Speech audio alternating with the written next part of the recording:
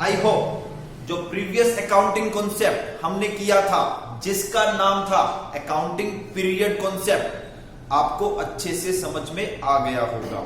Now अब हम चलेंगे दोस्त अपने नेक्स्ट अकाउंटिंग कॉन्सेप्ट की तरफ जिसका नाम है एक्रूवल कॉन्सेप्ट। और हाँ दोस्तों, ये जो कॉन्सेप्ट है आप इसको एक एजम्पशन के रूप में भी पढ़ेंगे जिसका नाम है एक्रूवल एजम्पशन। अभी मैं जो आपको करवाऊंगा वो एक्रूवल कॉन्सेप्ट भी है और एक्रूवल एजम्पशन भी है। ओके दोस्तों, तो चलिए अब हम करेंगे क्या, अपना नेक्स्ट कॉन्सेप्ट जिसका नाम है एक्रूवल कॉन्सेप्ट। दोस्तों इस कॉन्सेप्ट को करने से पहले मैं यहां पर दो मोस्ट इंपोर्टेंट अकाउंटिंग टर्म्स को डिस्कस करना चाहूंगा जिसके बेस पर ये एक्रूवल प्रिंसिपल, एक्रूवल कॉन्सेप्ट बना है।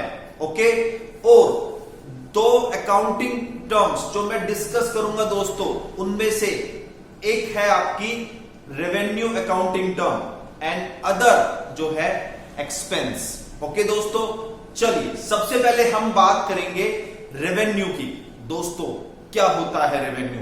रेवेन्यू एक अमाउंट होता है, वो अमाउंट जो हमने रिसीव कर लिया है, चाहे वो कैश में रिसीव किया है या किसी एसेट की फॉर्म में रिसीव किया है, एंड रिसीव करना बाकी है in the course of ordinary business. मतलब जो हमारा मेन बिजनेस है उसमें जो हमने अमाउंट रिसीव किया है, चाहे वो कैश की फॉर्म में रिसीव किया है या किसी एसेट की फॉर्म में रिसीव किया है या अभी रिसीव करना बाकी है, तो दोस्तों ऐसे अमाउंट को हम बोलते हैं रेवेन्यू।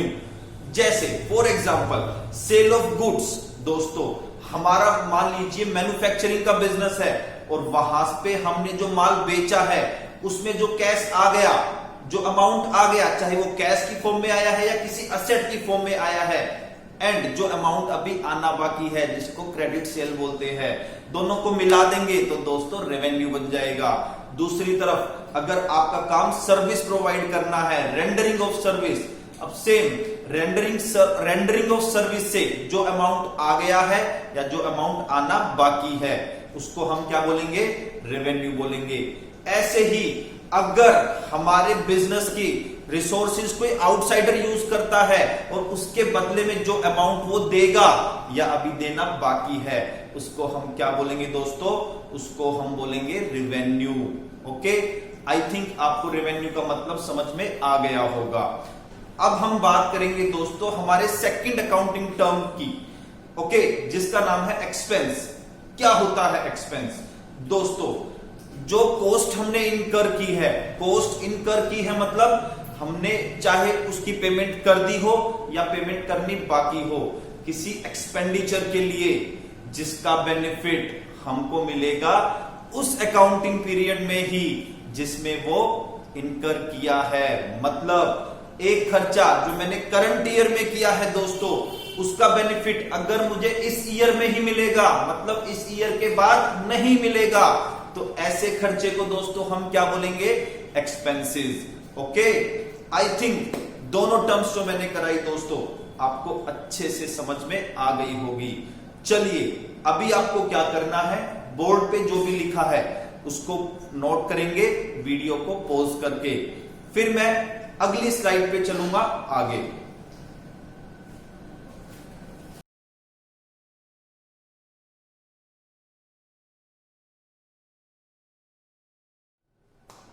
सो फ्रेंड्स, अब हम बात करेंगे हमारे एक्रूवल कॉन्सेप्ट की।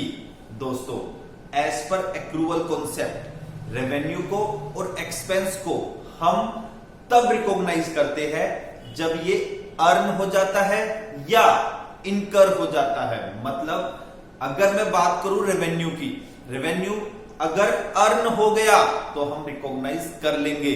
सर इसका मतलब क्या है, आप बताओगे क्या हमको? बिल्कुल दोस्तों मैं बताऊंगा। अर्न होने का मतलब यह है दोस्तों हमने जो है सेल ऑफ गुड्स कर दी है, हमने माल बेच दिया है, चाहे पैसा आ गया हो या नहीं आया हो, हम उसको रेवेन्यू रिकॉग्नाइज कर लेंगे। ऐसे ही दोस्तों एक्सपेंस को हम एक्सपेंस कब मानेंगे? जब ये इनकर हो जाएगा। सर इसका मतलब भी बता दो, आपका बहुत एहसान होगा। दोस्तों एहसान वाली कोई बात थोड़ी ना है, तुम तो मेरे प्यारे दोस्त हो, एहसान वैसान कुछ नहीं, मैं ऐसे ही बताता हूं आपको। एक्सपेंस इनकर होने का मतलब क्या है दोस्तों, हमने मान लीजिए गुड्स परचेज कर ली, कुछ पैसा तो हम पे कर चुके दोस्तों, कुछ पैसा पे नहीं किया, लेकिन हम जो परचेज को एक्सपेंस दिखाएंगे, हम दोनों को ऐड करके दिखाएंगे। हम वो पैसा भी परचेज मानेंगे जो जिसके लिए हमने पेमेंट कर दी है, और उसको भी हम परचेज मानेंगे जिसके लिए हमने पेमेंट नहीं की है। ठीक है दोस्तों, चलो इसको और अच्छे से समझने के लिए मैं आपके लिए ना एक प्यारा सा एग्जांपल लाया हूं, एक मेरे प्यारे से दोस्त की बिजनेस का, जिसका नाम है मिस्टर चतुर रामलिंगन। दोस्तों ये नाम आपने सुना होगा, तो ये हमारे चतुर भैया की कंपनी है, मैसर चतुर एंड कंपनी। अब चतुर भैया ने कुछ ट्रांजैक्शन दोस्तों इस ईयर में एग्जीक्यूट की है। उसने कुछ गुड्स परचेज की दोस्तों, कैश में उसने खरीदा 60,000, और उसने क्रेडिट में किससे, रेंचो से उसने 40,000 की गुड्स परचेज की है। ऐसे ही उसने कुछ गुड्स बेची है कैश में 50,000 में, और क्रेडिट में उसने बेची है किसको, वायरस को, कितने में, 70,000 में। ऐसे ही कुछ उसने रेंट की कुछ इनकम आनी थी, 10,000 रुपए रेंट उसने रिसीव कर लिया दोस्तों, और 5,000 रुपए का रेंट अभी आना बाकी था।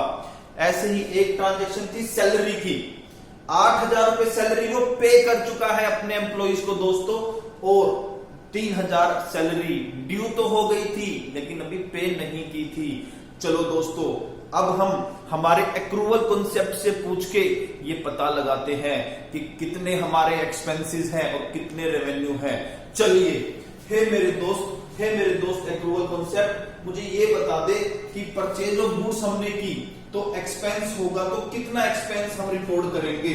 तो दोस्तों हमने पता लगाया किससे, हमारे एक्रूवल कॉन्सेप्ट से। उसने बोला चाहे आपने कैश में माल परचेज किया हो या उधार में किया हो, टोटल 1 लाख जो है हम एक्सपेंस दिखाएंगे।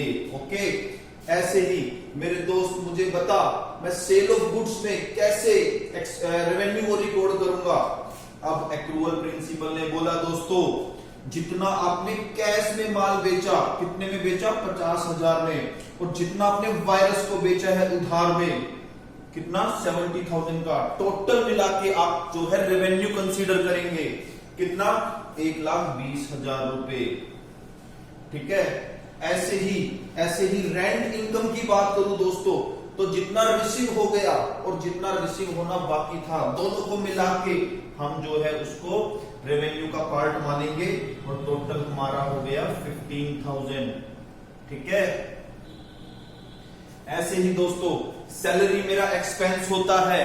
अब कितना अमाउंट एक्सपेंस के नाम पे मैं रिकॉर्ड करूंगा, मैंने पूछा मेरे दोस्त एक्रूवल कॉन्सेप्ट से, तो उसने बताया मेरे दोस्त एक काम करो, जितना पे कर दिया और जितना पे करना बाकी है दोनों को मिला दीजिए, वो आपका बन जाएगा क्या, 11,000 रुपए एक्सपेंस। ठीक है दोस्तों, तो टोटल रेवेन्यू की दोस्तों अगर बात करते हैं, टोटल रेवेन्यू कितना होगा, टोटल रेवेन्यू होगा आपका, एक तो आपका 1,20,000 प्लस 15,000, तो टोटल आपका 1,35,000 दोस्तों रेवेन्यू हो गया। ऐसे ही टोटल एक्सपेंसेस की बात करूं, खाली दीजिए टू बी रिकॉग्नाइज्ड,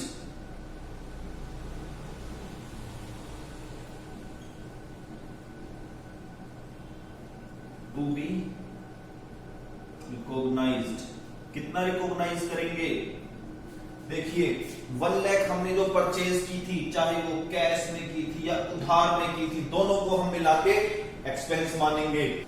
और दोस्तों सैलरी एक्सपेंस हमारा टोटल कितना है, 11,000, जिसमें से कुछ अमाउंट हमने पे कर दिया था, कुछ पे करना बाकी था। ओके दोस्तों, तो ये था हमारा टोटल रेवेन्यू 1,35,000 और टोटल एक्सपेंस 1,11,000 रुपए। ठीक है, तो आई थिंक एक्रूवल कॉन्सेप्ट जो मैंने करवाया है आपको समझ में आ गया होगा। अगेन आप वीडियो को पॉज करेंगे और जो बोर्ड पे लिखा है नोट करेंगे, फिर हम आगे बढ़ते हैं।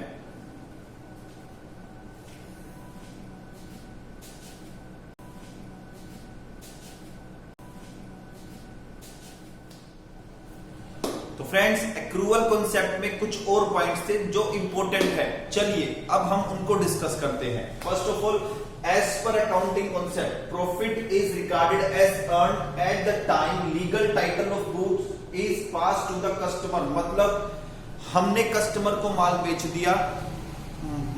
दिया मतलब बिल उसके नाम पे काट दिया, तो दोस्तों हम ये मान लेंगे सेल हो गई, और जो प्रॉफिट है वो हम रिकॉग्नाइज कर लेंगे।